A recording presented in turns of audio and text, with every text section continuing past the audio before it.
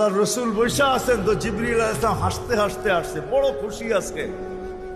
আল্লাহ রসুল জিজ্ঞাসা করছে এত খুশি কেন? বলছে সুসংবাদ নিয়ে আসছি, আপনিও খুশি হয়ে যাবেন।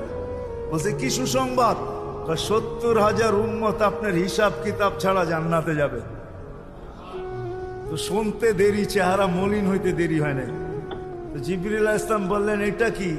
আপনি তো খুশি হওয়ার কথা, চেহারা মলিন হলো কেন? মাত্র 70,000, আমার সাহাবী তো 1.25 লক্ষ, কিয়ামত পর্যন্ত উম্মতের কি হবে?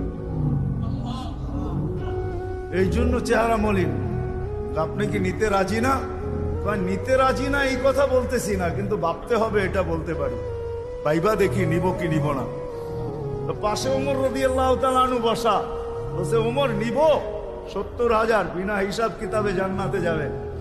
যেমন উস্তাদ তেমনই তো ছাত্র হয়, পীর যেমন মুরিদও তো এমনই হয়, ঠিক না? হ্যাঁ, কি বলেন? সঙ্গী ভালো হলে আমিও ভালো হব, এটাই তো সত্য।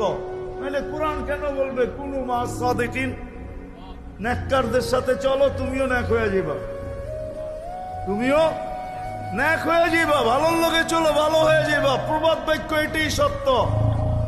সৎ সঙ্গে স্বর্গবাস, অসৎ